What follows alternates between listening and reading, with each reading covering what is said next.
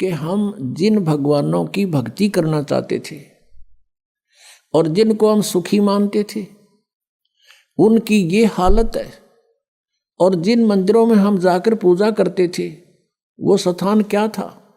अब तत्व ज्ञान की इस रोशनी से अब हमें ज्ञान हुआ।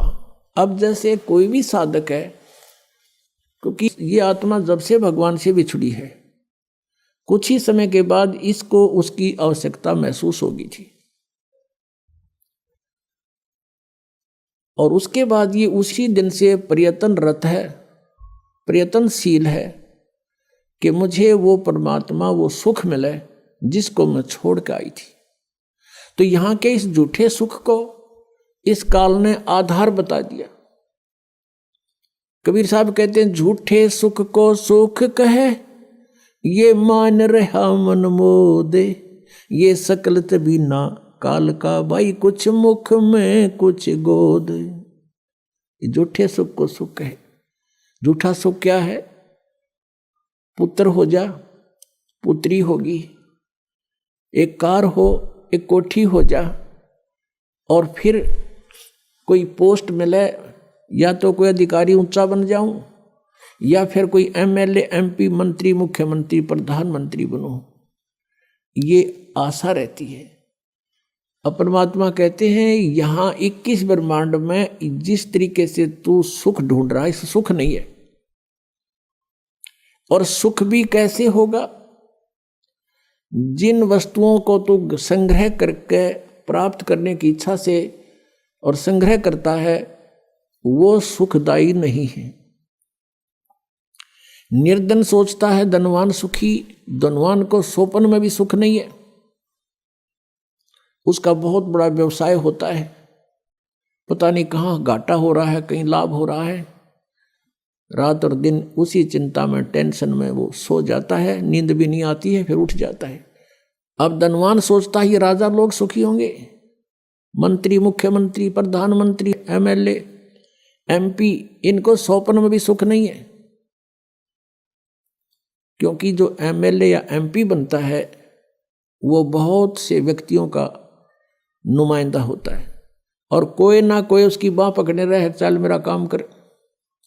दिन में 100 आदमी जावेंगे तो 100 झूठ बोलनी पड़ेंगी उसने, वो इतना किस किस के काम करा देगा। और बैठा होगा घर, फोन पर कह देगा, कह दो बार जा रहा है, यानी टेंशन रहित नहीं हो सकता। यही स्थिति मंत्री और मुख्यमंत्री, प्रधानमंत्री की जानो। तो यहां जीव सुखी नहीं, और पिछले पुण्य का नाश कर रहे हैं अपने का ये। अब परमात्मा कहते हैं, अगम निगम को खोज ले, बुद्धि विवेक विचारे, उदय अस्त का राज मिले, तो बिन नाम बेगारे।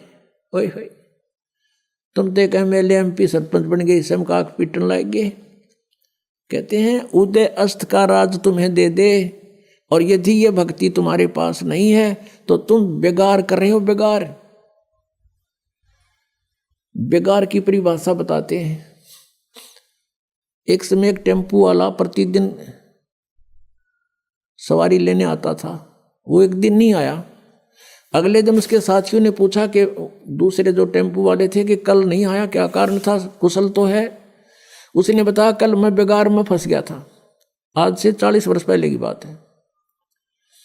उस समय क्या होता था, पुलिस वालों के पास कन्वेंस नहीं होते थे थानों में, और वो किसी ऐसे ही ट्रैफिक में से किसी की कोई जीप पकड़ दी, या कोई बड़ा 3 व्हीलर था वो पकड़ लिया, उसको ले गए कहीं रेड लगाने के लिए, मुर्जिम पकड़ने के लिए, या कहीं उन्होंने छापा मारना होता है, रेड डालनी होती है, वहाँ ले गए। तो उस दिन क्या होता है, उसको 4 बजे उठा लिया सुबह, और ले गए इधर के उधर, उधर के उधर, चलो वहाँ चलो वहाँ। और वो तेल भी अपने पल्ले से डाल रहा है, खाना भी अपने पल्ले से खा रहा है, और 1 मिनट की फुर्सत नहीं, सारा दिन इधर चल उधर चल। रात के 12 बजे छोड़ा तो सुबह बता रहा था कल मैं बेगार में फंस गया, 200 रुपये का नाश हो गया। उस समय 200 रुपये आज के 20,000 रुपये, समझ लो कि 20,000 रुपये घर पे खर्च कराया। और 1 मिनट की फुर्सत नहीं, चलो चलो रही, रेल बनी रही मेरी, और 200 रुपये भी अपने पल्ले से बर्बाद कर दिया, पूंजी भी नष्ट करी। इसको बेकार बोलते हैं, यानी इनकम हुई नहीं और खर्चा खूब, 1 मिनट चैन नहीं, समय नहीं, कहीं भी रेस्ट नहीं। तो ऐसे ये उदय अस्त का राज भी किसी को मिल जाए पूरी पृथ्वी का, वो राजा भी ऐसे बेकार कर रहा है, क्योंकि वो अपनी पिछली पूंजी को बर्बाद कर रहा है और चैन 1 मिनट की नहीं उसने। पुण्यात्मा, हम सुख की परिभाषा ही भूल चुके हैं। एक व्यक्ति के 3 बेटे थे, एक की मृत्यु होगी।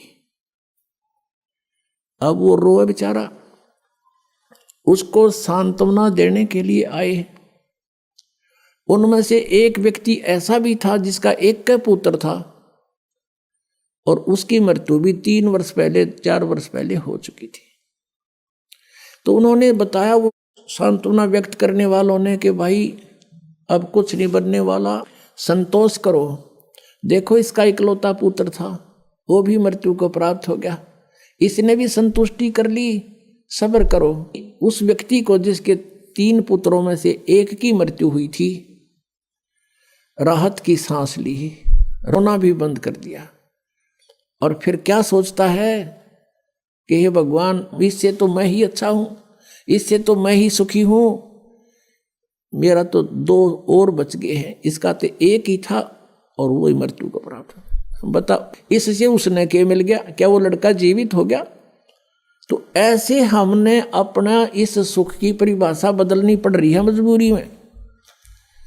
एक व्यक्ति कह रहा था कि मेरी पुत्री का जन्म हुआ, जन्म होते ही उसके गुदा नहीं थी, बड़ा चिंतित हुआ, खाना पीना छूट गया, इतनी टेंशन पूछो मत।